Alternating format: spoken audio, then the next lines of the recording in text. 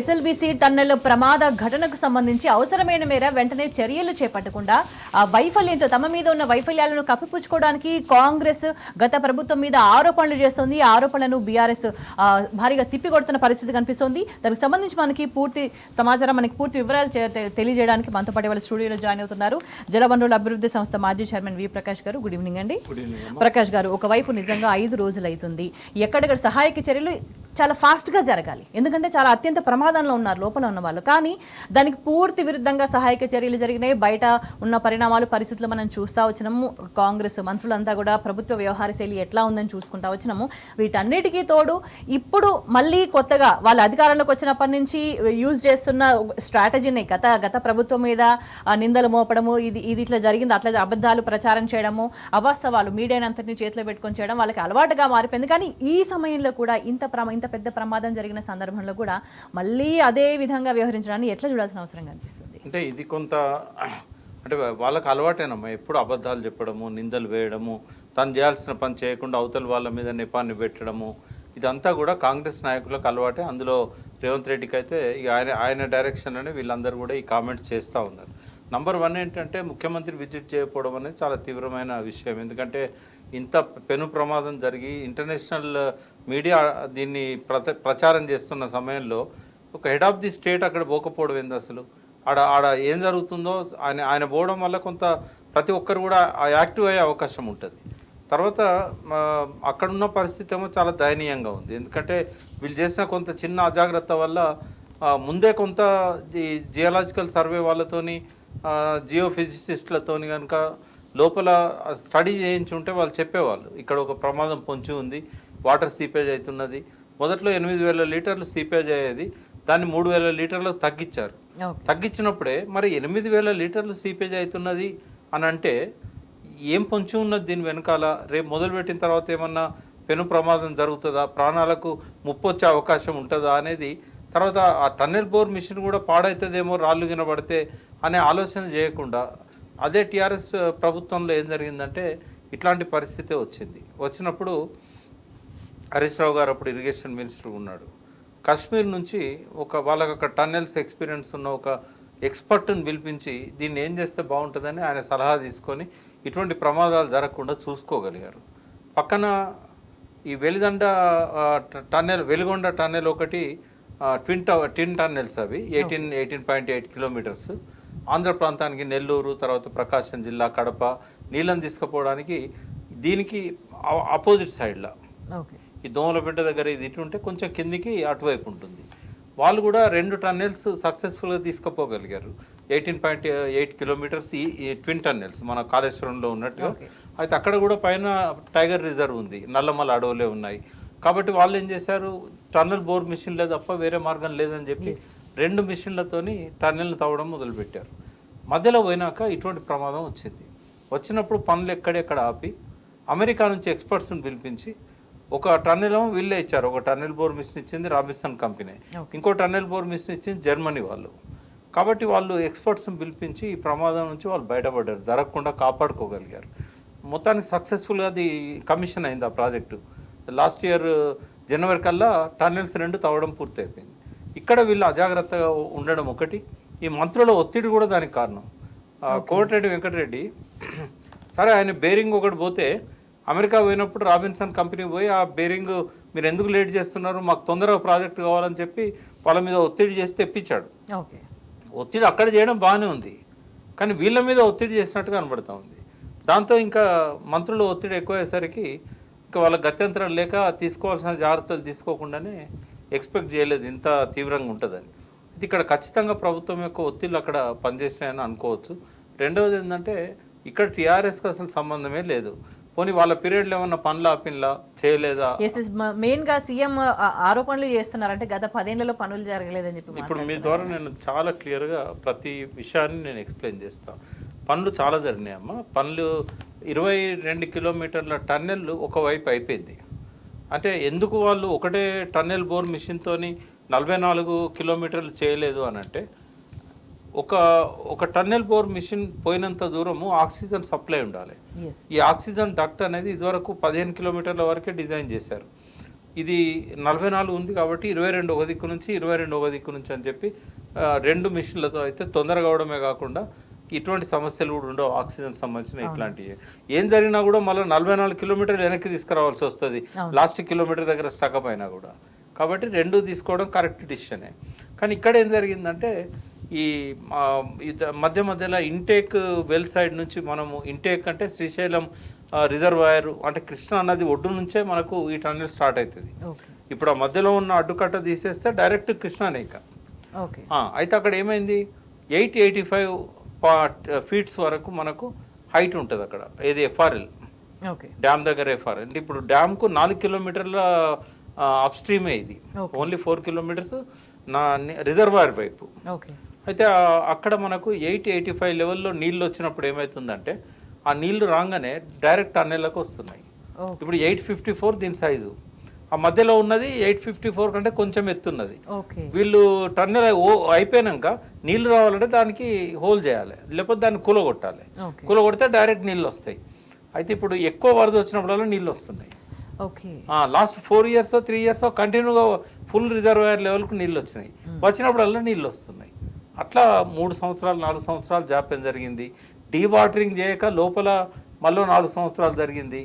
ఏది ఏమైనా వాళ్ళు పెట్టిన దానికంటే వాళ్ళు 3,300 కోట్లు పెడితే కాంగ్రెస్ గవర్నమెంట్ వైఎస్ఆర్ దగ్గర నుంచి కిరణ్ కుమార్ రెడ్డి వరకు ముగ్గురు ముఖ్యమంత్రులు 3,300 కోట్లు పెడితే ఈ కేసీఆర్ గారు హరీష్ రావు గారు ఇరిగేషన్ మినిస్టర్ ఉన్నప్పుడు 3,600 కోట్లు 900 కోట్లు ఖర్చు పెట్టారు. అంటే వాళ్ళకంటే ఇంకా 600 కోట్లు ఎక్కువ పెట్టారు. డిస్టెన్స్ కూడా 12 కిలోమీటర్లు తవ్వడం జరిగింది టీఆర్ఎస్ గవర్నమెంట్లో. 1,200 కోట్లు కేవలం ఈ టన్నెల్కే పెట్టారు. తర్వాత బేరింగ్ పోతే కూడా మళ్ళీ తెప్పించారు, పాడైపోతే కూడా మళ్ళీ దాన్ని రిపేర్ చేయించారు. ఇటువంటి సీపేజెస్ వచ్చినప్పుడు దాన్ని కూడిపారు. ఫస్ట్ 8,000 లీటర్లు వచ్చింది, దాన్ని 3,000 లీటర్లు తగ్గించారు. అయినా కూడా ఈ సీపేజ్ ఎందుకు వస్తుందనే దాని మీద సరైన పరిశోధన లేక ఈ పొరపాటు చేశారమ్మ. టీఆర్ఎస్ గవర్నమెంట్ మీద ఏమీ అనడానికి ఇక్కడ ఆస్కారమే లేదు. కాబట్టి ఇది ప్రకృతి వైపరీత్యం, వాళ్ళ నెగ్లిజెన్స్ కొంత ఉంది.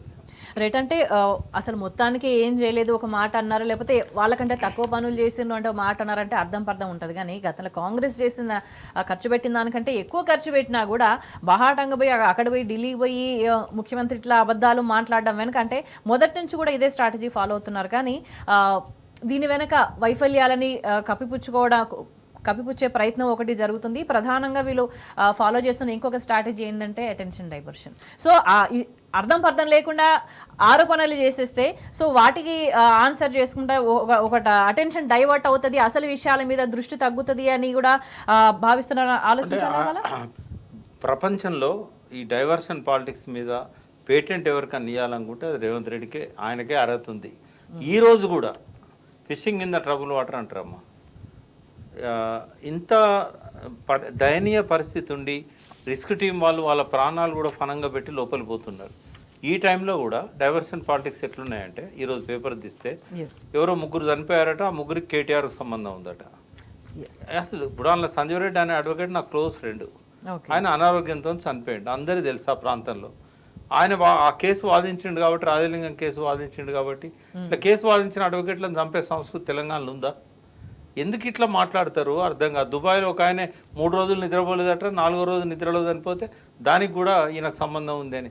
అంటే డైవర్షన్ ఈ టైంలో వీళ్ళ అటెన్షన్ డైవర్షన్ చేయడానికి మీడియా అటెన్షన్ ఇలా హెడ్లైను, ఆ వార్తకి ఏమన్నా ప్రాధాన్యత ఇవ్వాల్సిన అవసరం లేదు. దాన్ని కొన్ని పత్రికలు హెడ్లైన్స్లలో పెట్టాయి.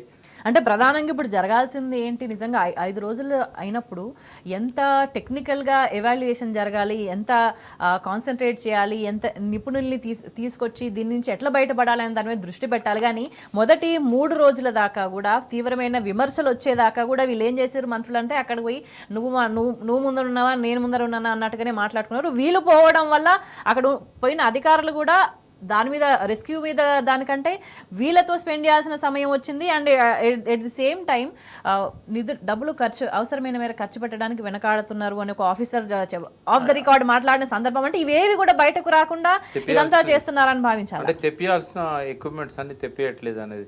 ఇప్పటికైనా ఆడ పనిచేస్తున్నది ఎన్డీఆర్ఎఫ్ వాళ్ళే. కేంద్రం నుంచి వచ్చిన ప్రకృతి వైపరీత్యాలు వచ్చినప్పుడు ఇటువంటి రిస్కీ సిచ్యువేషన్లో ట్రైన్ అయిన ఒక టీం ఉంటుంది, వాళ్ళే ఇప్పుడు పోయి పనిచేస్తున్నారు అక్కడ. మన వాళ్ళు ఎవరు కూడా దరిదాపుల్లో కూడా పోలేదు. అంటే ఆడ కూడా చాలా దయనీయంగా ఉందమ్మా పరిస్థితి. దాదాపు 1.5 కిలోమీటర్న్నర దూరం అంతా మొత్తం రాళ్ళు కొట్టుకొచ్చాయి, బురద ఉంది. ఆ టన్నెల్ బోర్ మిషన్ విధ్వంసమైంది, దాని పార్ట్స్ అన్నీ కూడా వచ్చేసినాయి. కాబట్టి అంత ఈజీ కాదు. రేపు సాయంత్రం వరకు మేమేదో ఆ లోపల వాళ్ళని బయటికి తీసుకొస్తాం, వాళ్ళు బతికున్నా చనిపోయినా అని ఏదైతే చెప్తున్నారో జస్ట్ ఇంపాసిబుల్ అమ్మ. ఎందుకంటే కింద బురదలకి వెళ్ళి వాళ్ళని తీయాలన్నా కూడా అక్కడ 10 మీటర్స్ టన్నెల్, అది హైట్ 10 మీటర్స్ ఉన్న కాడ ఇప్పుడు లాస్ట్కు పోయిన వాళ్ళ పరిస్థితి ఏంటంటే ఎన్డీఆర్ఎఫ్ వాళ్ళు నిలబడడానికి వాళ్ళకు ఆ హైటు సరిపోతలేదు, వంగుకుండా పోతున్నారు లోపలికి. అంటే 7 మీటర్లకు పైన 7-8 మీటర్ మనిషి ఎంత ఉంటాడమ్మా, 1.7 1.8 మ్యాక్సిమం. అయితే వాళ్ళు లోపల పోయే వాళ్ళు వంగుకుంటూ పోతున్నారు. అంటే కింద 8 మీటర్ల ఎత్తు వరకు ఆ బండరాళ్ళు అన్నీ కొట్టుకొచ్చినాయి, చిన్న చిన్న రాళ్ళు కొట్టుకొచ్చినాయి. గుట్ట పైన ఉన్న గుట్టే మొత్తం బదలై లోపల వచ్చినట్టు అనిపిస్తున్నది. ఆ వాటర్ ఫోర్స్కి 1 కిలోమీటర్ దాకా, దాదాపు 1/2 కిలోమీటర్ పై దాకా రాళ్ళే కొట్టుకొచ్చినాయి. అంటే అంత వరద ఉధృతి వచ్చింది. పైన ఉన్న వాటర్ రిజర్వాయర్ ఒక్కసారిగా బ్లాస్ట్ అయింది. అంటే గుట్టలలో ఎట్లుంటుందంటే రాళ్ళు ఉంటాయి కదా, ఆ రాళ్ళ పైన మట్టి ఉంటుంది, ఆ మట్టిలో ఫ్రాక్చర్డ్ స్టోన్స్ ఉంటాయి. ఫ్రాక్చర్డ్ స్టోన్స్ ఉన్న దగ్గర వాటర్ అంతా నిల్వ ఉంటుంది. ఇప్పుడు చెట్ల ఊటల ద్వారా వచ్చే నీళ్ళన్నీ వర్షం పడ్డప్పుడు చెట్టు మీకెళ్ళి చెట్ల వేర్లకు పోతాయి, వేర్ల నుంచి ఎక్కడికి వస్తాయి, వేర్ల నుంచి బండల మీదకి వస్తాయి. కింద బండ ఎక్కంటే అక్కడికి వచ్చి ఆగుతాయి. బండ ఇట్లా స్లోప్ ఉందనుకోండి కిందికి దారిపోతాయి, అదొక నది ఫామ్ అవుతుంది లేదా వాగు ఫామ్ అవుతుంది. బండ ఇట్లుందనుకోండి కుండలాగా, అలా నిండు ఉంటాయి. కింద పోయి మనం దాన్ని కొట్టామనుకోండి టన్నల్ బోర్ మిషన్తో ఒక్కసారి కుప్పగూలుతాయి. దాంతో రాళ్ళు మట్టి మొత్తం మీద పడుతుంది.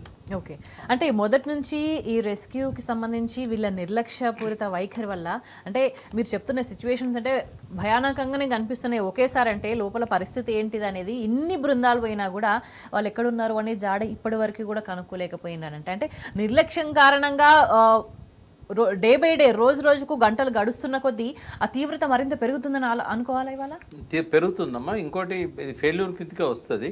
మళ్ళీ థర్స్డే, ఇవాళ థర్స్డే కదా, మళ్ళీ థర్స్డే వరకు కూడా బాడీస్ దొరుకుతాయా లేదా అనేది సంశయమే. ఎందుకంటే టన్నెల్ బోర్ మిషన్ లెంత్ 130 ఫీట్లు ఉంటుంది, మీటర్లు ఉంటుంది.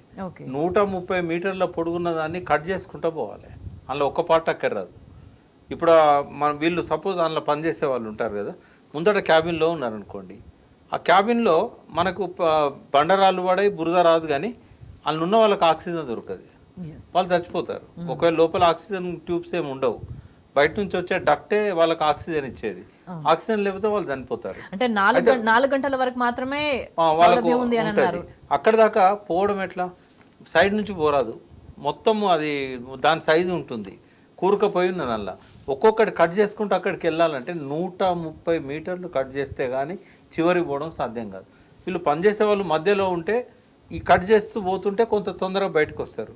వాళ్ళు చివరిలో ఉన్నారనుకోండి క్యాబిన్లో, ఇంకా అసలు వాళ్ళని బయటికి తీసుకురావాలంటే 130 మీటర్లు కట్ చేసిన తర్వాతనే వాళ్ళు బయటకు వస్తారు. తర్వాత బురదలో ఊరుకపోయారు, లేకుంటే రాళ్ళ కింద ఉన్నారు. ఇప్పుడు ఇవన్నీ తీయడానికి కన్వేయర్ బెల్టులు కూడా పాడైపోయినాయి. కన్వేయర్ బెల్ట్ల మీద బండరాళ్ళు రావు, ఈ రాళ్ళు చిన్న చిన్న రాళ్ళు ఇవన్నీ కుప్పలుగా ఉన్నాయి, వస్తాయి. బురద కొంత వస్తుంది. ఈ బురదను రాళ్ళను తీయాలంటే కూడా 2 కన్వేయర్ బెల్ట్స్ పాడైపోయినాయి. కాబట్టి రేపు సాయంత్రం అనేది అది మూర్ఖత్వం. కనీసం ఒక 7-8 రోజులు పట్టవచ్చు ఇదంతా ఫాస్ట్గా చేస్తే. ఇక్కడనే ప్రభుత్వము ఏమన్నా ఎక్స్పర్ట్స్ ఉన్నట్టయితే వాక్యూమ్ పైప్ ద్వారా ఏమన్నా ఈ బురదనంతా ఒకటేసారి తీసుకురావడానికి ఈ పైప్ లైన్స్, అంటే లోకో రైలు 12 కిలోమీటర్లు పోతున్నది, 12 కిలోమీటర్ల తర్వాత 1.5 కిలోమీటర్ ఏది లేదు, కన్వేయర్ బెల్ట్స్ పోయినాయి. కాబట్టి ఆ 1.5 కిలోమీటర్ దాన్ని అంతా తీసుకురావాలి, ఈ లోకో రైళ్లలో బయటికి తీసుకురావాలి. ఈ పనులు ఇప్పుడు పెండింగ్ ఉన్నాయి. మిషన్ కటింగ్ చేస్తున్నారు. లాస్ట్కి ఇవాళ రీచ్ అయ్యారు. ఎక్కడికి రీచ్ అయ్యారు, tunnel bore machine back portion వరకు రీచ్ అయ్యారు. అక్కడ కటింగ్ స్టార్ట్ చేశారు. బట్ ఆ కటింగ్ వారం రోజులు కొనసాగుతుంది, అంత ఈజీ కాదు. అక్కడ వాళ్ళకు కూడా ఆక్సిజన్ ప్రాబ్లం ఉంది, వాటర్ ప్రాబ్లం ఉంది, పరిస్థితి చాలా దయనీయంగా ఉంది. అక్కడ పోదామంటే కూడా థర్మోకోల్ ప్లేట్స్ వేసుకొని ఇప్పుడు దీనంతా ఈ టేబుల్ అంతా పొడుగున్న ప్లేట్స్ వేసుకొని ఈ చివరి దాకా పోయినాక మళ్ళీ ఇంకో దాని మీద అడుగుపెట్టి మళ్ళీ దీన్ని తీసుకుపోయి ముందేయాలి. ఇట్లా రెండింటితో ఇద్దరు వాటి మీద ప్రయాణం చేస్తుంటే చాలా బాధ అనిపించింది. అట్లా వాళ్ళు ఎక్కడ దాకా పోవాలి, 1.5 కిలోమీటర్ పోవాలి, నీళ్ళల్లో వంగుకుంటూ పోవాలి, నిలబడే పరిస్థితి కూడా లేదు. అంటే ఈ మొదటి నుంచి కూడా అంటే ముఖ్యమంత్రి కనీసం అక్కడికి అన్నారు, ముఖ్యమంత్రి పోయింటే బాగుండేది, కొంత సీరియస్నెస్ వచ్చి ఇంకా ఫాస్ట్గా జరిగి ఉండేదంటే ముందు వెళ్ళలేదు, ఇంత తీవ్రంగా కావడానికి కారణం కూడా బాధ్యులు వాళ్ళే అవుతారు ఖచ్చితంగా, ఆబ్వియస్లీ. సో అదంతా అయిపోయింది. 5 రోజులు గడిచిన తర్వాత ఎక్కడా కూడా క్లూ కూడా దొరకని నేపథ్యంలో ఇప్పుడు మాట్లాడుతున్న మాటలు అంటే ప్రిపేర్ చేస్తున్నారా, మేము చేతులు ఎత్తేసినామని చెప్పకనే చెప్తున్నారని భావించాలా కాంగ్రెస్ ప్రభుత్వం? అంటే వాళ్ళు ఏదో ధైర్యాన్ని ఇవ్వడానికి అట్లా చెప్తున్నారు. తర్వాత అటెన్షన్ డైవర్ట్ చేయడానికి ప్రతిపక్షాన్ని మీ వల్లనే ఇట్లా జరిగిందనే దాకా కూడా పోయారు. వాళ్ళ అధికార పత్రిక అయితే ఒకటి అధికార పత్రికలాగా వ్యవహరించే ఒక మాజీ ఎంపీ గారి పత్రిక ఉంది. ఆ పత్రికలో 500 కోట్లు కూడా ఖర్చు పెట్టలేదు బీఆర్ఎస్ గవర్నమెంట్ అన్నారు. 1120 కోట్లకు పైన ఖర్చు పెట్టినట్టుగా ఫిగర్స్ వాళ్ళే ఇచ్చారు ఇరిగేషన్ డిపార్ట్మెంట్. అంటే వాళ్ళ కనీసం బేసిక్ అవగాహన లేదు ఇరిగేషన్ ప్రాజెక్టుల మీద. అయితే ఇంకొకటి ఇంపార్టెంట్ విషయం కూడా మనం మాట్లాడేది ఉందమ్మా. అదేంటంటే అసలు ఈ ప్రాజెక్టే నిరర్థకమమ్మా. ఎస్ దాని మీద మళ్ళీ మనం మీరు ఒకవేళ బ్రేక్ ఇచ్చినట్లయితే బ్రేక్ తర్వాత ఎస్ డెఫినెట్లీ. ఈ ప్రాజెక్టు నిజంగా మీరు చెప్పినట్టుగా ఉపయోగపడదు. ఎస్ తెలంగాణకు ఉపయోగపడదు. ప్లస్ ఎంత ప్రమాదకరంగా ఉంటుందని చెప్పేసి దానికి సంబంధించి గతంలో కేసీఆర్ కూడా ప్రజెంటేషన్ ఇచ్చేటప్పుడు మాట్లాడిన సందర్భం కనిపిస్తుంది. అంటే ఇవన్నీ సాక్ష్యాలు కనిపిస్తున్నా కూడా ఒక తిమ్మిని బొమ్మని చేసే ప్రయత్నమా, లేకపోతే తెలంగాణకి నష్టం చేసే ప్రయత్నం?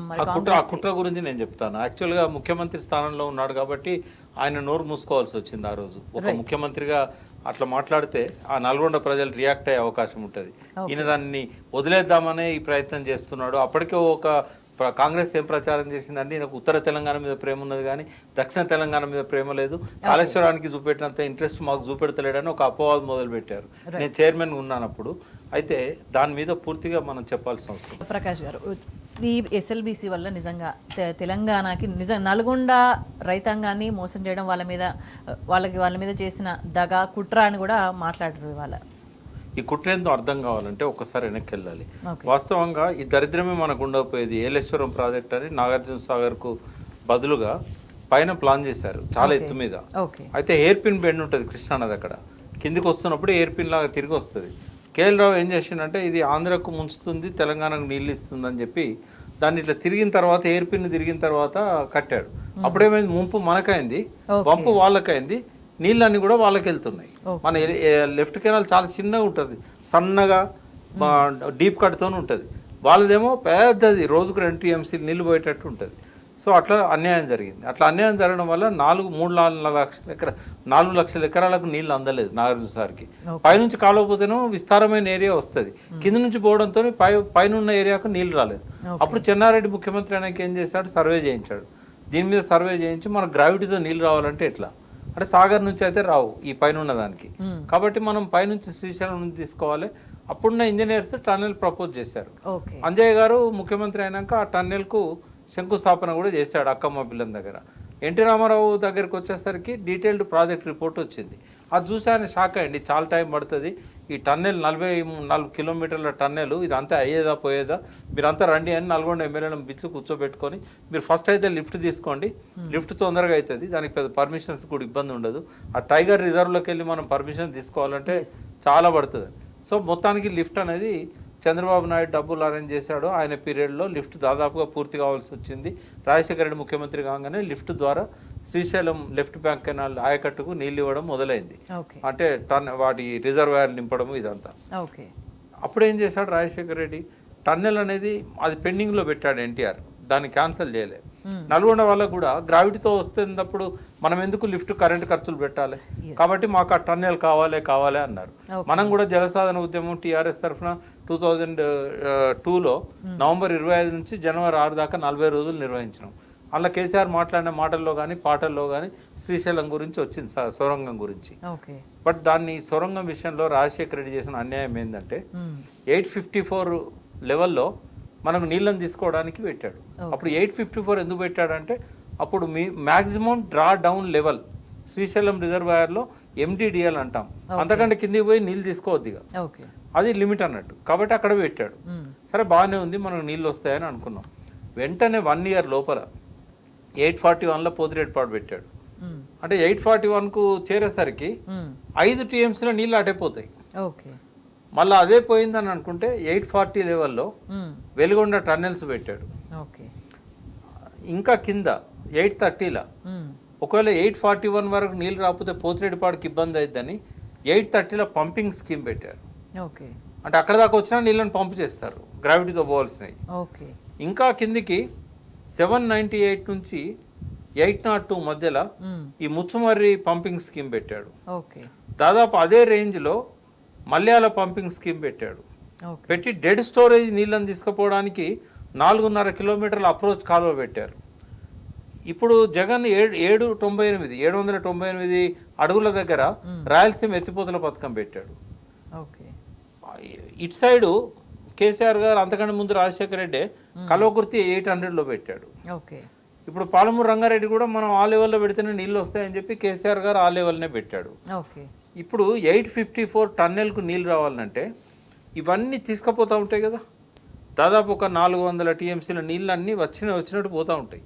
ఇవన్నీ బోంగా కూడా వరదలు వచ్చినాయి అనుకోండి, అప్పుడు వీళ్ళు అన్నీ నిండిన తర్వాత ఆ నీళ్ళను వదిలేస్తారు. వాళ్ళు వదిలేస్తే ఆ నీళ్లు పైకి వస్తే ఆ పైకి వచ్చిన నీళ్లు మనం తీసుకోవాలి. ఒకవేళ పైకి వచ్చిన నీళ్ళు ఎన్ని రోజులు ఉంటాయి? ఎందుకంటే ప్రతిరోజు పవర్ జనరేషన్ పేరు మీద శ్రీశైలం ప్రాజెక్టులో పవర్ జనరేషన్ బాగా జరుగుతుంది. అక్కడ పవర్ జనరేషన్ అయినప్పుడల్లా నీళ్ళు కిందికి వదిలేయాలి, అవి నాగార్జున సార్ పోవాలి. కాబట్టి అక్కడ వారం 10 రోజుల కంటే వరద వచ్చినప్పుడు ఎక్కడ నీళ్ళు ఉండే అవకాశం లేదు. 3 రోజులు అక్కడ నిండా నీళ్ళు ఉంటే ఫోర్స్తో వస్తే మనకు వచ్చేది 1 టీఎంసీ 3 రోజులకు. అంటే మనకి ఇచ్చిన 30 టీఎంసీలకు 90 రోజులు టైం పెట్టాడు అంత ఎత్తులో. అదే కిందున్న ప్రాజెక్టులకు ఇదే 30 టీఎంసీలు 30 రోజుల్లో తీసుకుపోవాలని పెట్టాడు. 30 కాదు 45 టీఎంసీలు అంద్రినివా 30 రోజుల్లో తీసుకుపోవాలని వాళ్ళకు పెట్టాడు. వెలిగొండ కూడా 45 టీఎంసీ, దాన్ని 45 డేస్ బదులు 30 రోజుల్లో తీసుకుపోవాలని పెట్టాడు. అంటే వాళ్ళ ప్రాజెక్టులకేమో నీళ్లు తొందరగా పోవాలి, మనకేమో కాంట్రాక్టర్లకు కమిషన్ల కోసం కక్కుర్తిపడి పనులు అప్పచెప్పి నీళ్ళు మాత్రం రావద్దు తెలంగాణకు తెలిసే. ఎందుకంటే వెలిగొండ టన్నెల్స్ 840లో పెట్టినాడు, 2004లో జీవో ఇచ్చారు, మనది 2005లో జీవో ఇచ్చారు. మరి దానికి 840 ఎట్లా పెడతావు, దీనికి 854 ఎట్లా పెడతావు? తర్వాత ఒక 1 ఇయర్ కూడా కాలేదు, మ్యాక్సిమం డ్రాట్ లెవెల్ని 834 దాకా ఇచ్చేసాడు. మరి 834 దాకా నీళ్ళను మళ్లించే అవకాశాన్ని అధికారికంగా నువ్వు ఇచ్చినప్పుడు 854లో నీళ్ళు ఎక్కంటాయి? వరద జలాల పేరుతో వచ్చిన నీళ్ళను వచ్చినట్టు దోచుకుంటున్నారు. అంటే ఓపెన్ గా ఇక్కడ అన్యాయం కుట్ర కనిపించేస్తుంది, పక్కా కనబడుతుంది. ఇంకొకటి కూడా షాకింగ్ న్యూస్ చెప్తా, ఎవరికి తెలియదు, అది ఫస్ట్ టైం నేను డిస్క్లోజ్ చేస్తున్నా. సుబ్బారాయుడు అని ఒక ఆంధ్ర ఇంజనీర్, కర్నూలు, ఆయన నేటివ్, ఏపీ ఇరిగేషన్ డిపార్ట్మెంట్లో పనిచేస్తాడు. ఆయన చూసి ఏమన్నాడంటే తెలంగాణకు అన్యాయం చేయొద్దు, అలా రాశాడు రిపోర్ట్లో కూడా. తెలంగాణ ఆంధ్ర మధ్య వైషమ్యాలు పెంచొద్దు, పోతిరెడ్డిపాడు ఎట్లయితే 841లో పెట్టుకున్నావో దానికి అపోజిట్ సైడ్లో మల్లీశ్వరం అనే ఒక గ్రామం ఉంటుంది, అది ఐలాండ్, అది కూడా రిజర్వాయర్ పక్కనే ఉంటుంది. మల్లీశ్వరంలో పోతిరెడ్డిపాడుకి ఎట్లా పెట్టినావో హెడ్ రెగ్యులేటర్ అక్కడ కూడా పెట్టి, పోతిరెడ్డిపాడు నుంచి బనకచెర్ల వరకు డీప్ కట్ ఎట్లా తీసినావో ఈ కల్వకుర్తి అచ్చంపేట ప్రాంతంలో కూడా డీప్ కట్ తీసి ఏదైతే నక్కలగండి రిజర్వాయర్ ఉందో, ఇప్పుడు ఈ 44 కిలోమీటర్ల టన్నెలు నీళ్ళని తీసుకొచ్చి పోసేది ఎక్కడ? నక్కలగండిలో. ఆ నక్కలగండికి ఫారెస్ట్ బయట నుంచి టైగర్ రిజర్వ్ అఫెక్ట్ కాకుండా ఈ డీప్ కట్ ద్వారా మనం 15 కిలోమీటర్ల డీప్ కట్, తర్వాత flow level canal, main flow canal, అది తీసి నక్కలగండిలో నీళ్లు పోయొచ్చు అని చెప్పి డీటెయిల్డ్ ప్రాజెక్ట్ రిపోర్ట్ ఇచ్చాడు ఆయన. చాలా ఎంత ఫాల్ ఉండాలి, ఎంత విడత ఉండాలి ఇస్తే రాజశేఖర రెడ్డి దాన్ని చెత్తబుట్ట దాఖలు చేశాడు. అది ఇంతకంటే తక్కువ ఖర్చు అవుతుంది టన్నెల్ కంటే. తర్వాత టన్నెల్కి 20 ఏళ్ళు దాటింది కదా, ఇప్పుడు అది ఎప్పుడు కంప్లీట్ చేయాలి? 2010లో కంప్లీట్ చేయాల్సి. అంటే అల్టిమేట్ ఉద్దేశం ఏంటంటే తెలంగాణకి నీళ్ళు ఇవ్వద్దు. ఇప్పుడు నువ్వు ఎండిడిఎల్ ఎప్పుడైతే 834 తగ్గించావో, మరి ఈ సొరంగం అప్పుడు ఇంకా మొదలు పెట్టలే. ఎప్పుడు మొదలు పెట్టారు? 2008లో మొదలు పెట్టారు. ఇది సెకండ్ది ఇప్పుడు ప్రమాదం జరిగింది 2011లో మొదలు పెట్టారు. మరి ఎండిడిఎల్ ఎందుకు తగ్గలేదు 834కి? నీళ్ళు ఎట్లా వస్తాయి అనుకున్నాడు? ఇంకా ఆల్మట్టి ఇప్పుడు ట్రిబ్యునల్, సుప్రీంకోర్టు వాళ్ళకు 524 మీటర్స్ వరకు వాళ్ళు పెంచుకోవాలని అన్నారు. అంటే 1600, దాదాపు 1670 ఆ టైం అంత అడుగుల ఎత్తు. వాళ్ళు అక్కడ మొత్తం స్టోర్ చేసుకున్నట్టయితే ఇంకా వాళ్ళు నీళ్ళు ఎన్నడూ వదిలాలి, మనకి ఎన్నడు రావాలి, ఇన్ని ప్రాజెక్టులు ఎప్పుడు కంప్లీట్ కావాలి, పైన జూరాలలో నెట్టెంపాడుకు పోవాలి, భీమాకు పోవాలి, ఆ నెట్టెంపాడు ఆయకట్టుకు పోవాలి, జూరాల ఆయకట్టుకు పోవాలి, ఇవన్నీ అయిపోయి కోయిల్ సాగర్ ఆయకట్టుకు పోవాలి. అక్కడి నుంచి నీళ్ళు వస్తే ఇప్పుడు నేను చెప్పిన 7 ప్రాజెక్టులకు పోవాలి, 2 తెలంగాణ ప్రాజెక్టులు, 5 ఆంధ్ర ప్రాజెక్టులు. ఇవన్నీ అయినాక మిగిలితే కదా నీకు పైన సొరంగాలకు నీళ్ళు వచ్చేది. బట్ ఇప్పుడు ఇది కంప్లీట్ చేసినా కూడా నిరర్ధకమే అవుతుంది. ఇది కంప్లీట్ చేయాలంటే కూడా ఇక కాంగ్రెస్ ప్రభుత్వంలో కాదు, మొదలు కాదు, నేను అనేది కంప్లీట్ అవ్వడం కాదు, కాంగ్రెస్ పాలనలో మొదలే కాదు. ఎందుకు కాదు అంటే ఇప్పుడు అది డిస్మాంటిల్ చేసి బయటికి తీయండి, కొత్త మిషన్ లోపలికి పోదు. డిస్మాంటిల్ చేయడానికి ఒక 6 నెలలు టైం పడుతుంది, అదంతా క్లీన్ చేసి ఈ సీపేజ్ అంతా క్లోజ్ చేయడానికి. తర్వాత ఆర్డర్ ఇచ్చిన తర్వాత 1 ఇయర్ పడుతుంది తయారు చేయడానికి. తర్వాత అమెరికా నుంచి ఇక్కడ షిప్లో రావాలి, 6 నెలలు పడుతుంది. వచ్చిన తర్వాత విడిభాగాలన్నింటినీ అసెంబ్లీ చేయాలి. ఇవన్నీ జరగాలంటే 2.5-3 సంవత్సరాలు తేలిగ్గా అయిపోతుంది. ఈ 2.5-3 సంవత్సరాల అది కూడా చిత్తశుద్ధితో చేస్తే, అది కూడా చిత్తశుద్ధితో కావాలి తొందరగా చేస్తే అప్పటి వరకు గవర్నమెంట్ కాలం చెల్లుతుంది. ఎందుకంటే జమిలీ ఎన్నికలు వస్తున్నాయి, ఇంకా 3 ఏళ్ల కంటే ఎక్కువ ఉండదు ఈ ప్రభుత్వం. ఆ జమిలీ ఎన్నికల తర్వాత మళ్ళీ మన ప్రభుత్వం కేసీఆర్ గారే వస్తారు. కేసీఆర్ గారు వచ్చిన తర్వాత అప్పుడు కానీ ఈ పనులు మొదలు కావు. వీళ్ళు ఎంత చేసినా కూడా వాళ్ళ బ్రెయిన్ చైల్డ్ అన్నా ఇంకోటన్నా వాళ్ళు తొందర పెట్టడం వల్లనే ఈ పరిస్థితి వచ్చింది. ఆ ఒత్తిడితో అయ్యేది కాదు ఇది. ఒకవేళ అయినా కూడా మనకు దీని నుంచి నీళ్లు ఎక్స్పెక్ట్ చేయలేము. ఇప్పుడు ఏదైతే లిఫ్ట్ నడుస్తున్నదో మనకు ఎప్పుడో 5 ఏళ్ళకో 4 ఏళ్ళకో ఒకసారి దీని ద్వారా నీళ్ళు వస్తాయి. ఇంకా రిజర్వాయర్లు కెపాసిటీ పెంచుకోవాలి. ఇప్పుడున్న రిజర్వాయర్లు సరిపోవు. ఆంధ్రలో ఏం చేశారు, వచ్చినట్టు తీసుకుపోయి నింపడానికి రిజర్వాయర్లు పెంచుకున్నారు వాళ్ళు. బట్ ఇక్కడ రిజర్వాయర్లు లేవు. ఉన్న 2 రిజర్వాయర్లు, పెళ్లిపాకల తర్వాత నక్కలకండి. ఈ 2 కలిపితే కూడా అందులో 30 రోజుల్లో 90 రోజుల్లో మనం తీసుకునే నీళ్లు నింపడానికి సరిపోవి. కాబట్టి ఇన్ని సమస్యలు ఉన్నాయి ఈ ప్రాజెక్టులో. ఓకే, ఇవన్నీ కుట్రలు జరుగుతున్నప్పుడు, ఇవంతా ఒక ప్రణాళికబద్ధంగా కుట్ర చేసుకుంటా పోయింది. ఇవన్నీ జరుగుతున్నప్పుడు ఇప్పుడు మంత్రులుగా ఉన్న వాళ్ళే ఉన్నారు కదా. ఇప్పుడు జానారెడ్డి గారు సరే, ఆయన ఇప్పుడు ప్రజాప్రతినిధిగా లేకపోయినా కొడుకు ఎమ్మెల్యే, ఓ కొడుకు ఎంపీ, ఆయనే నడిపిస్తున్నాడు కాంగ్రెస్ను. ఆయనకు మొత్తం తెలుసు. అప్పుడు మంత్రి ఆయనే, తర్వాత ఉత్తమ్ కుమార్ రెడ్డి మంత్రి, శ్రీధర్బాబు వీళ్ళంతా మంత్రులు ఉన్నారు. అప్పుడు ఎవరు మంత్రులుగా లేని వాళ్ళు, అప్పుడు కోమటిరెడ్డి వెంకటరెడ్డి మంత్రి, అందరు వాళ్ళే ఉన్నారు. ఇప్పుడు కొత్త వాళ్ళు ఎక్కడ వచ్చారు? ఓకే, అంటే ఇవన్నీ చూస్తుంటే ఈ కాంగ్రెస్ పాలకులకి, మొత్తం అల్టిమేట్ కాంగ్రెస్ వాళ్ళకి తెలంగాణ మీద ఒక పట్టి లేదు, తెలంగాణని అభివృద్ధి చేయాలన్న ఒక ఆలోచన ఉద్దేశం లేదు, తెలంగాణలో వనరులు మంచిగా చేయాలన్న భావన లేదు అని భావించాలా? అంటే ఆ పార్టీ నాయకులకు చిత్తశుద్ధి ఉంటే ఈ ప్రాజెక్టే అవసరం లేకపోవు కదా. ఏలేశ్వరం ప్రాజెక్టే వచ్చేది కదా, వాళ్ళే కదా. ఏలేశ్వరం ప్రాజెక్ట్ రాకుండా ఆపింది బురుగుల రామకృష్ణారావు గవర్నమెంట్లో. ఆనాటి పెద్దలే కదా దీనికి ఒప్పుకున్నది. ఆంధ్ర తెలంగాణ మధ్యలో ఒప్పందం చేసి దానికి జాయింట్ ప్రాజెక్ట్ రిపోర్ట్ అని నందికొండ, కేఎల్ రావు కుట్రలన్నిటికీ వాళ్ళే కారణము. కేఎల్ రావు కాంగ్రెస్లోనే ఆయన ఎంపీగా ఇండిపెండెంట్ మంత్రిగా ఉన్నాడు కదా. ఆయన చేసిన కుట్రలకు ఆంధ్రలో ఇండిపెండెంట్ గెలిపించారు ఆయనను, అంటే ఏకగ్రీవంగా, అంటే పోటీ లేదు. 67లో నాగార్జున సార్ నీళ్ళు వచ్చినాయి. నాగార్జున సార్ నీళ్లతో వాళ్ళంతా సంతోషంగా ఉన్నారు. కమ్యూనిస్ట్ పార్టీ కూడా పోటీ పెట్టలేదు ఈ కాంగ్రెస్ ఎంపీకి. ఏంటంటే మనకు తెలంగాణ పోయే నీళ్ళను మనకు తీసుకొచ్చిండు నందిగామ, ఆయన జగ్గయ్యపేట. అంటే ఈ ఆయన మీద అంత అభిమానాన్ని, భక్తిని ఆంధ్ర వాళ్ళు పెంచారంటే కేవలం తెలంగాణ చేసిన కుట్రలు. నాగార్జున సార్ను లెఫ్ట్ కెనాల్ను మలుపులు తిప్పి దాన్ని తగ్గించి పాలేరులో వేసి, పాలేరు కంటే పైనుంచి పైనుంచి పోతే కనుక మనకు మున్నేరు అవన్నిటి మీద అక్విడిక్స్ కట్టి తీసుకపోతే చాలా ఏరియా వచ్చేది. ఒకటి ఆయన ప్రాజెక్టు సైటు మార్చి ఏలేశ్వరం నుంచి నందికొండకు అట్లా తప్పు చేశాడు. మళ్ళా తీసుకుపోవాల్సిన నాగార్జున సార్ లెఫ్ట్ కెనాల్ని కూడా ప్రాపర్గా తీసుకుపోకుండా అక్కడ ఒక కుట్ర చేశాడు. దీనివల్ల 4 లక్షల ఎకరాలు తెలంగాణకు శాశ్వతంగా నష్టపోయింది. దాన్ని రెక్టిఫై చేద్దామనుకుంటే రాజశేఖర రెడ్డి చేసిన కుట్ర ఇది. ఓకే, అంటే అల్టిమేట్గా దశాబ్దాలుగా తెలంగాణకి ఉద్దేశపూర్వకంగా ఒక వివక్ష పూరితంగానే వ్యవహరించడం అనేది చాలా స్పష్టంగా 90% ఉద్దేశపూర్వకం, ఓ 10% వాళ్ళకి దీని మీద అవగాహన లేకపోవడం. ప్రకాష్ గారు, కాంగ్రెస్ అంటేనే అబద్ధాల పునాదుల మీద నడిచే పార్టీ. అండ్ ఇప్పుడు ఈ రీసెంట్ అంటే తెలంగాణలో అధికారంలోకి వచ్చిన తర్వాత అయితే మరీ మితిమీరిపోయింది, హద్దులు దాటిపోయింది అబద్ధాలు ప్రచారం చేయడము, వాస్తవాలను మభ్యపెట్టడం. అసలు శ్రీశైలంకి సంబంధించి కూడా ఇది అసలు ఇరిగేషన్ ప్రాజెక్టే కాదు అన్న వాదన ఉన్న నేపథ్యంలో దీని మీద మరి ఇన్నిగానం ప్రాజెక్టులు ఎట్లా వచ్చినాయి, ఇన్నిగానం ప్రాజెక్టులు ఎట్లా పుట్టుకొచ్చినాయి అనేది కూడా ప్రశ్న తలెత్తుతుంది. యాక్చువల్గా బచావత్ ట్రిబ్యునల్ దగ్గర ఈ ప్రతిపాదన పెట్టారు, మాకు రాయలసీమకు నీళ్లు లేవు, మాకు ఈ బచావత్ ట్రిబ్యునల్ తీర్పులో ఈ శ్రీశైలం నుంచి మాకు నీళ్ళు ఇవ్వాలి అని చెప్పేసి వాళ్ళు చాలా డిమాండ్స్ ముందు పెట్టారు. పెడితే బచావత్ గారు ఏమన్నారంటే అంతా ఎంక్వైరీ చేసిన తర్వాత దీని నుంచి ఇరిగేషన్కి ఇవ్వడానికి లేదు, మా దగ్గర కూడా అవకాశం లేదు, ఇది ఓన్లీ హైడల్ పవర్ ప్రాజెక్టు. ఎందుకంటే ఎగ్జిస్టింగ్ ఆయకట్టు ఆ రోజుల్లో దాదాపుగా 750 టీఎంసీలకు సరిపోయే వ్యవసాయం అప్పటికే చేస్తున్నారు. ఈ నీటి పంపిణీ చేసేటప్పుడు రైపేరియన్ రైట్స్ అనే ఒక ఇష్యూ వస్తుంది.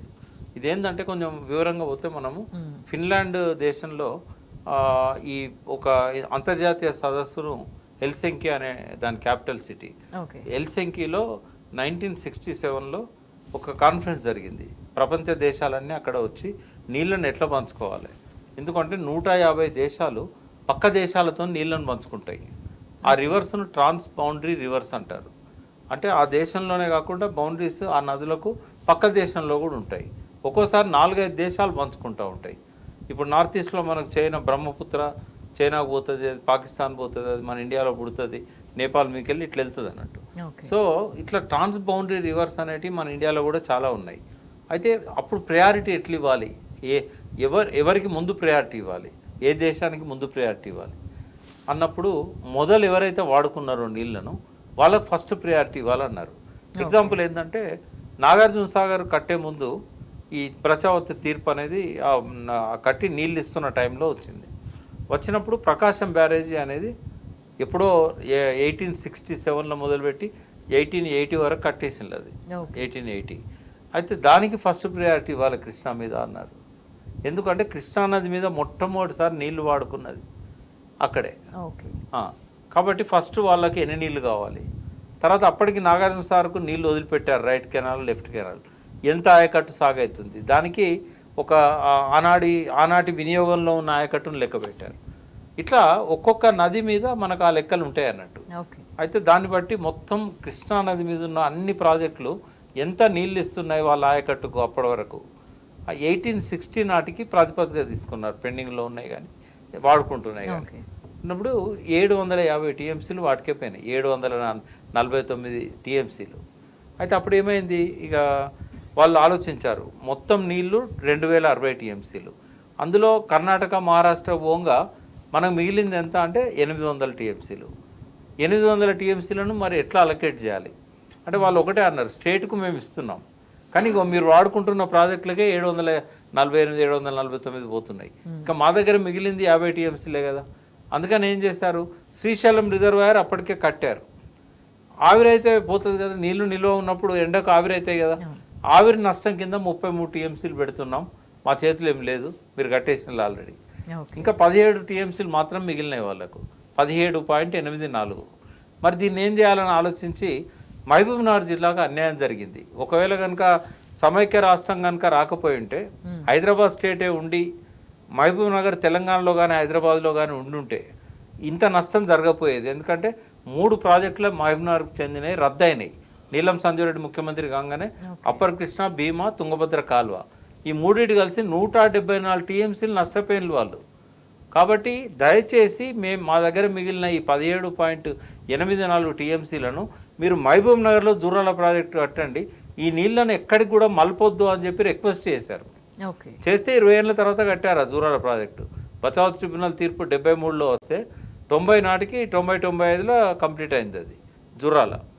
అయితే వాళ్ళ చేతిలో నీళ్ళు లేకుంటే శ్రీశైలం విషయానికి వచ్చినప్పుడు మా దగ్గర నీళ్ళే లేవు కాబట్టి శ్రీశైలంలో ఇరిగేషన్కు మేము ఇవ్వము అని చెప్పారు. చెప్పినా కూడా ఎన్టీ రామారావు ఏం చేసిండు, ఆయన ముఖ్యమంత్రి అయినాక తెలుగు గంగ మద్రాసుకు మంచినీళ్ళు ఇవ్వాలని చెప్పి ఒకటి తీసుకొచ్చాడు. దానికి 3 రాష్ట్రాల నుంచి 5 టీఎంసీలు ఇవ్వాలి, కర్ణాటక వాటా, మహారాష్ట్ర వాటా, తెలంగాణ, ఆంధ్రప్రదేశ్ వాటా. 5 టీఎంసీలే కదా అని ఒప్పుకున్నారు అందరూ. ఎట్లా తీసుకుపోవాలమ్మా మంచినీళ్ళు, పైప్ లైన్లో తీసుకుపోవాలి. ఇప్పుడు మన Krishna phase 1, phase 2, phase 3 pipe లైన్లు వస్తున్నాయి, గోదావరి పైప్ లైన్లు వస్తున్నాయి, మంజీరా పైప్ లైన్ అని పేరే ఉన్నది కదా. మరి పైప్ లైన్లు ఇస్తారా మద్రాసుకు? ఒక పెద్ద విశాలమైన నది లాంటి కాలువ తవ్వుతారు. తెలుగు గంగ ఎంత పెద్దగా ఉంటుంది, నువ్వు గూగుల్లో చూస్తే అది ఒక పెద్ద నదిలాగా పోతూ ఉంటుంది. మరి అంత కృష్ణానదే కొన్ని దిక్కుల సన్నగా ఉంటుంది, తెలుగు గంగ మాత్రం అంతకంటే 2 రెట్లు పెద్దగా ఉంటుంది. మరి ఎందుకు పెట్టినది అది? దాన్ని జస్టిఫై చేసుకోవడానికి ఏం చేశారు, మా దగ్గర కొంత నీళ్లు మిగులుతున్నాయని చెప్పి దొంగ లెక్కలు చెప్పారు. ఆవిరి నష్టం 33 టీఎంసీలు ఇచ్చారు. వాస్తవంగా అంత అవసరం లేదు, అందులో 10 టీఎంసీలు మాకు సేవ్ అవుతున్నది, ఆవిరి అయితే లేదు అంతా. కాబట్టి అలా నికర జలాల్లో 10 టీఎంసీలు ఉన్నాయి. మా కేసీ కెనాల్కు మాకు ఇప్పుడు ఇచ్చిన 39 టీఎంసీలు అవసరం లేదు, మేము తగ్గించుకుంటాం. అంతకుముందు ఏమన్నారు, 40 టీఎంసీలు సరిపో, మాకు 60 టీఎంసీలు కావాలన్నారు. ఇప్పుడేమన్నారు, మాకు అంత అక్కర్లేదు, అందులోకి వెళ్ళి 9 టీఎంసీలు మేము దీనికి తీస్తామని చెప్పారు. ఎందుకు ఇట్లా ఈ 19 టీఎంసీలు ఎందుకంటే తెలుగు గంగ పైప్ లైన్లు ఎందుకు తీసుకుపోతలేరు, మీకు పెద్ద కాలువ ఎందుకు అంటే ఆడొకటి ఎస్ఆర్బిసి అని Srisailam right bank main canal అని ఒకటి తవ్వారు.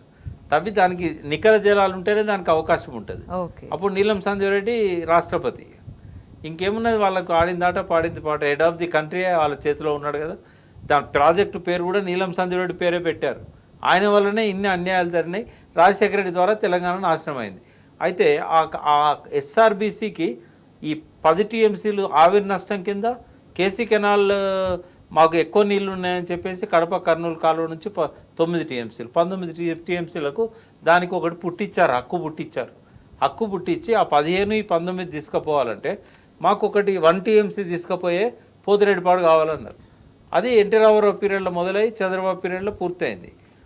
ఆ పోతిరెడ్డిపాడు అది సరిపోతలేదని చెప్పి వరద జలాలను వాడుకుంటామనే పేరుతోని వీటి మీద హక్కులను మేము కోరము అని బ్రజేష్ కుమార్ ట్రిబ్యునల్కు బాజాబ్తా రాసిచ్చారు. పొన్నాల లక్ష్మయ్య గారు అప్పుడు మంత్రి. రాజశేఖర రెడ్డి ఏం చెప్తే సంతకం పెట్టాలి కదా. సో బ్రజేష్ కుమార్ ట్రిబ్యునల్ ముందట ఇవి వరద జలాలకే తప్ప నికర జలాలకు కాదని చెప్పి ఇష్టం వచ్చినట్టు ప్రాజెక్ట్స్ కట్టారు. ఇప్పుడు నేను ఇందాక చెప్పిన అది ఆంధ్రీనివా కానీ, గాలేరు నగర్ కానీ, Malyala pumping scheme, Machumarri pumping scheme, Veligonda, Pothireddypadu, దాని ద్వారా పోయే తెలుగు గంగ అన్నీ కూడా వరద జలాల పేరుతోని చేశారు. మరి వరద జలాలు ఎప్పుడు వస్తాయి అంటే శ్రీశైలం వలుగుపడాలి, నాగార్జునసాగర్ గేట్ల నిప్పి నీళ్లు పోవాలి, పొలిచింతల గేట్ల నుంచి నీళ్లు పోవాలి, ప్రకాశం బ్యారేజ్ గేట్లలో నుంచి నీళ్లు పోవాలి, సముద్రంలో పోయే నీళ్లు వరద జలాలు అవుతాయి. కానీ 1 టీఎంసీ వస్తే 1 టీఎంసీని ఎత్తుకపోతే ఎట్లా? 798 దగ్గర నువ్వు వరద జలాల కోసం అయితే డెడ్ స్టోరేజ్లో కాలువదవి ఎట్లా తీసుకుపోయి పంపింగ్ చేస్తావు? వరద జలాల ముసుగులో అందరి నోళ్ళు కొట్టి నీళ్ళని తీసుకుపోతున్నది రాయలసీమ. మనకే నష్టం కాదమ్మా, కింద ఉన్న కృష్ణా డెల్టా కూడా నష్టం. కానీ వాళ్ళకి తెలివిగా ఏం చేశారు? గోదావరి నీళ్ళని డైవర్ట్ చేసుకున్నారు. ఆ కృష్ణా ప్రకాశం బ్యారేజ్ దగ్గర ఉన్న 13 లక్షల ఎకరాల ఆయకట్టుకు ఇక్కడ నుంచి నీళ్ళు రావని అర్థమైపోయిన తర్వాత రాజశేఖర రెడ్డి ఉన్నప్పుడే, అంతకంటే ముందు చంద్రబాబు ఉన్నప్పుడే పుష్కరము, తాడిపూడి అని చెప్పి ఇంకా అప్పటికి పోలవరం రాకపోయినా కూడా లిఫ్ట్ ఇరిగేషన్ స్కీములు పెట్టి పెద్ద పెద్ద కాలువలు తీసుకొని ఈ ప్రకాశం బ్యారేజ్కి లింక్ చేశారు. ఒక దిక్కు ఒకటి, ఇంకోటి వైజాగ్ దిక్కు. అంటే ఇట్లా వాళ్ళు ఎప్పుడు జాగ్రత్తగానే ఉన్నారు. మన సన్యాసులకే అవగాహన లేదు. నేను ఖచ్చితంగా చెప్పగలుగుతా, కేసీఆర్ని పోడాలని కాదు, కానీ కేసీఆర్ గారు వచ్చేదాకా ఇరిగేషన్ మీద అవగాహన ఉన్న ముఖ్యమంత్రి రాలే.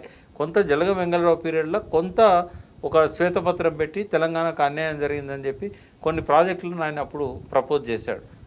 చెన్నారెడ్డి గారు కొంత ఈ ఎస్ఎల్బిసి ఇట్లాంటివి ఈ అన్యాయాలను సవరించడానికి, అట్లనే శ్రీరామ్ సాగర్ అదివరకు అది 28,000 ఎకరాలకు 28 లక్షల ఎకరాలకు నీళ్ళు ఇచ్చే ప్రాజెక్ట్ అయితే దాన్ని 5.5 లక్షల ఎకరాలకు కుదించారు. ఆ అన్యాయాన్ని రెక్టిఫై చేయడానికి చెన్నారెడ్డి గారు అక్కడనేమో శ్రీరామ్ సాగర్ పేరు మీద 16 లక్షల ఎకరాల ఆయకట్టుకు నీళ్ళు ఇచ్చే విధంగా సెకండ్ ఫేజు వరద కాలువ తీసుకొచ్చాడు. ఫస్ట్ ఫేజ్ కూడా 9.5 లక్షలు పెంచాడు. ఇక్కడనేమో ఎస్ఎల్బిసి ద్వారా గ్రావిటీ ద్వారా నీళ్ళు ఇవ్వాలని అనుకున్నాడు. ఈ ఇద్దరు తప్ప కేసీఆర్ లాగా అవగాహన ఉన్న ఇంకొక ముఖ్యమంత్రి రాలే. రేవంత్ రెడ్డికి అయితే క్యూసెక్లు అంటే తెలియదు, టీఎంసీలు అంటే తెలియదు, ఏ ప్రాజెక్ట్ ఎక్కడనో తెలియదు, కనీసం పోవడానికి కూడా ఆయన పోతలేడు. అంటే అప్పుడు చేసిన కుట్రలకి కొనసాగింపుగా ఇప్పుడు తెలంగాణకి ఇంకా ఎక్కడెక్కడ నష్టం జరుగుతుంది, ఎట్లా జరుగుతుంది? ఇప్పుడు కృష్ణా మీదనైతే మనం ఆశలు వదులుకోవాల్సిందే. మనం ఏం చేసినా కూడా వాడు అల్మట్టి నుంచి కిందికే నీళ్ళు వదిలినా కూడా ఈ ప్రాజెక్టులన్నిటికీ మనకు కష్టం అవుతుంది. అయితే ఇప్పుడు ఈ పాలమూరు రంగారెడ్డి మళ్ళా ఆ వరద జలాల పేరుతోని మనం శ్రీశైలంలోకి వచ్చిన నీళ్ళని వాళ్ళు ఎట్లా ఎత్తుకపోతాలో మనం కూడా అట్లనే తీసుకుపోవాల్సిన పరిస్థితి. బ్రజేష్ కుమార్ ట్రిబ్యునల్ దగ్గర మనం కనుక ఈ ప్రభుత్వం ఇప్పుడు సరిగ్గా ఈ సమయంలోనే ప్రజలు టీఆర్ఎస్ను అధికారంలో లేకుండా చేశారు. ఇప్పుడు బ్రజేష్ కుమార్ దగ్గర అన్యాయం జరిగింది అనుకోండి, ఎందుకంటే వీళ్ళ తెలివితక్కువతనంతో ఆంధ్ర వాళ్ళకు జోకుడు వ్యవహారం. ఇప్పుడు చాలామంది తెలియాల్సింది ఏంటంటే ఇవాళ చంద్రబాబు నాయుడు చేతిలో ఉన్నాడు ఈ ముఖ్యమంత్రి. ఆయన భౌతికంగా కాంగ్రెస్లో ఉన్నాడు, మానసికంగా చంద్రబాబు నాయుడుతో ఉన్నాడు. ఎందుకు అంటే అక్కడ ఈయన చంద్రబాబు నాయుడు సపోర్ట్ లేకపోతే మోడీ తెల్లారి దించేస్తాడు ఆయన, ఒక్క రోజు కంటే ఎక్కువ పట్టదు. కాబట్టి తన ఉనికిని కాపాడుకోవడానికి చంద్రబాబు చెప్పినట్టు చేస్తున్నాడు. ఆయన చెప్పిన అడ్వైజర్ను పెట్టుకున్నాడు. ఆదిత్యనాథ్ దాస్ గారు మంచి వ్యక్తే, వ్యక్తిగతంగా చాలా మంచివాడు, కానీ ఆయన ఎన్నో సంతకాలు పెట్టి ఉంటాడు ఆంధ్ర అడ్వైజర్గా. ఇవాళ వాటికి వ్యతిరేకంగా ఆయన పోలేడు కదా నైతికంగా. కాబట్టి ఆయన తీసుకొచ్చి చంద్రబాబు నాయుడు దాంతో పెట్టాడు. ఇంకా నీళ్ళను పట్టించుకోవడం మానేశాడు. దోచుకున్నంత వాళ్ళు దోచుకపోతూ ఉన్నారు. గురుదక్షిణ కింద ఈయన పిసిసి ప్రెసిడెంట్ కావడానికి కానీ, ఈయన ముఖ్యమంత్రి కావడానికి కానీ ఎంత చేయాలనో అంత చేశాడు చంద్రబాబు నాయుడు. ఆయన సహకారం లేకుండా ఈయన ముఖ్యమంత్రి కాలే, కాంగ్రెస్ అధికారంలోకి రాలే. ఏ స్థాయికి పోయిందంటే కాంగ్రెస్ వ్యతిరేకతతో పుట్టిన పార్టీ టీడీపీ, కాంగ్రెస్ను గెలిపించడానికి ఎలక్షన్లలో పోటీ పెట్టని పార్టీ టీడీపీ. ఎన్టీ రామారావు తెలుగు జాతి ఆత్మగౌరవం పేరు మీద కాంగ్రెస్కు వ్యతిరేకంగా పుట్టిన పార్టీ అది. బట్ ఈయన ఏం చేశాడు? ఎన్టీ రామారావుని వెన్నుపోటు పొడిచి అధికారంలోకి వచ్చి ఆ పగ్గాలు చేతబట్టి తెలంగాణలో ఒకసారేమో కాంగ్రెస్తో పొత్తు కలిశాడు, రెండోసారేమో అసలు కాంగ్రెస్ను గెలిపేయడానికి పోటీయే పెట్టలేదు. అంటే ఇప్పుడు కాబట్టి గురుదక్షిణ కింద కృష్ణా జలాలను అటు గోదావరి జలాలను ఈయన రేవంత్ రెడ్డి మంచిగా అప్పచెప్తున్నాడు ఆంధ్ర ప్రాంతానికి. ఏ నీళ్ళ కోసం కొట్లాడినామో, ఏ ఆత్మహత్యలు సాగునీరు లేక జరిగినాయో బోర్ల వల్ల, అటువంటి దాన్ని కేసీఆర్ గారు తన తెలివితోని తన చాకచక్యంతో తెలంగాణ తెచ్చుకొని 10 ఏళ్లలో నీటి సమస్య లేకుండా చేస్తే, ఈ తెలివి తక్కువ జనం ఏం చేశారంటే ఓట్లన్నీ కూడా కాంగ్రెస్కి వేసి అబద్ధాలను నమ్మి, అసత్యాలను నమ్మి, సోషల్ మీడియాలో వచ్చిన అబద్ధాలను నమ్మి వాళ్ళు నెత్తిన పెట్టుకున్నారు రేవంత్ రెడ్డిని తీసుకొచ్చి. ఈ పాపం ఎవరిది అంటే ప్రజలదే అవుతుంది. ఇప్పుడన్నా మూర్ఖత్వంతో ఉండకండి, నీళ్ళ మీద సోయి తెచ్చుకోండి. అంతకుముందు అబద్ధాలు చెప్తే నమ్మిండ్రు, ఇంకా ఎప్పుడైనా అబద్ధాలు చెప్తే భావనలో కాంగ్రెస్ ఇప్పటికి కూడా నమ్ముతూనే ఉన్నారు. ఇప్పుడు ఉదాహరణకు కాళేశ్వరంలో 1,00,000 కోట్ల అవినీతి జరిగింది అన్నారు. ఇప్పుడు 1 ఇయర్ నుంచి కాళేశ్వరం కమిషన్ విచారణ జరుపుతుంది. పోయిన ఫిబ్రవరిలో స్టార్ట్ అయింది, మార్చిలో.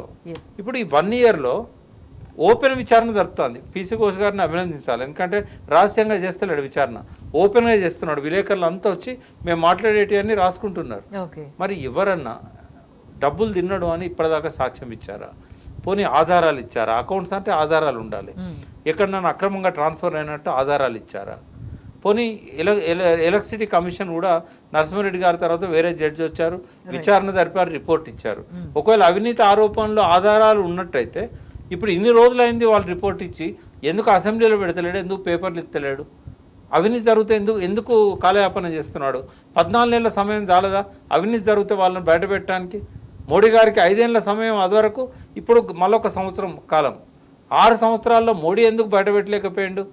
అంటే ఇవన్నీ ఆలోచిస్తలేరా జనం? కేవలం అవినీతి అనగానే కేసీఆర్ తిన్నాడు అని వాళ్ళు వీళ్ళు చెప్పంగానే నమ్మి ఆ మంచి ప్రభుత్వాన్ని వదులుకున్నారు.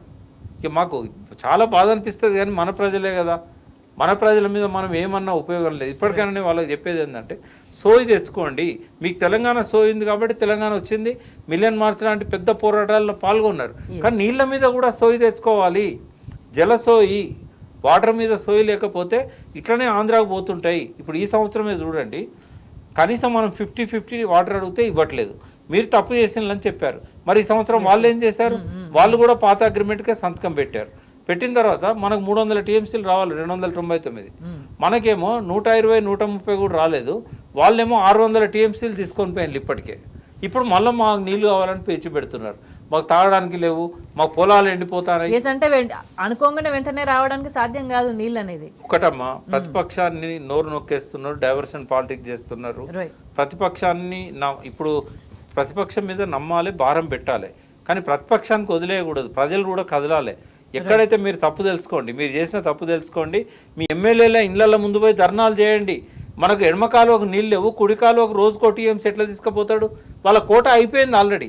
రేవంత్ రెడ్డి ఏదైతే ఆంధ్రకు నీళ్ళని అప్పచెప్తున్నాడో దానికి వ్యతిరేకంగా ప్రజలు సోయి తెచ్చుకోవాలి, లేకుంటే ఇట్లాంటి ప్రమాదాలు అవాంతరాలు జరుగుతూనే ఉంటాయి. అంటే ప్రజలు సోయి తెచ్చుకోవాలి, సోయి లేని ప్రభుత్వాన్ని నిలదీయాలి అవసరం కనిపిస్తుంది. ధర్నాలు చేయమంటున్నా నేను, నిలదీయడమే కాదు, ప్రజలు కదలాలి. ఎంతసేపు హరీష్ రావు, కేసీఆర్, కేటీఆర్ మొత్తుకుంటే సరిపోదు, ప్రజలు రావాలి, వాలంటరీగా రావాలి. థ్యాంక్ యూ ప్రకాష్ గారు, చాలా వాల్యుబుల్ ఇన్ఫర్మేషన్ ఇచ్చినందుకు. That's all for us.